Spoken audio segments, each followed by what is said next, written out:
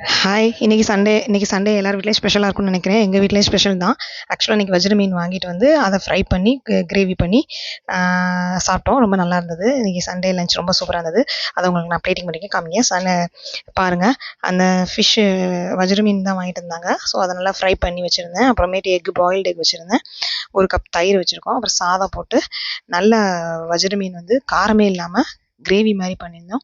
அதாவது எல்லாரும் தேங்காய் ஊத்தி பண்ணுவாங்க. நாங்க வந்து தேங்காவே ஊத்த மாட்டோம். ஏன்னா தேங்காய் ஊத்துனா எங்க வீட்ல யாருக்குமே அந்த அளவுக்கு பிடிக்காது. அது ஒரு மாரி நார்மலான ஒரு குழம்பு மாரி இருக்கும். ஸோ மீன் குழம்புன்ற டேஸ்ட் வரணுன்றனால தேங்காய் ஊத்தாம நல்லா புளிப்பு டேஸ்ட்டோட மீன் நல்லா காரசாரமா இருக்குன்றக்காண்டி அத தேங்காய் ஊத்துறது மாரி பண்ணது. ஸோ ரொம்ப நல்லா இருந்தது. அதுக்கப்புறம் பார்த்தீங்கன்னா, ஸோ அந்த மீன் லஞ்ச் வந்து நல்லா சாப்பிட்டுட்டு எல்லாருமே நல்லா சூப்பர் ஒரு குட்டி தூக்கம் போட்டு எந்திரிச்சோம். ஸோ இன்னைக்கு எங்களுக்கு இப்படிதாங்க சண்டே லஞ்ச் அமைஞ்சது. உங்க வீட்ல எல்லார் வீட்லயும் எப்படி சண்டே லஞ்ச் பண்ணீங்கன்றத எங்களுக்கு கமெண்ட்ல தெரிவிங்க. ஓகே வீடியோ பிடிச்சா டாடா பாய்.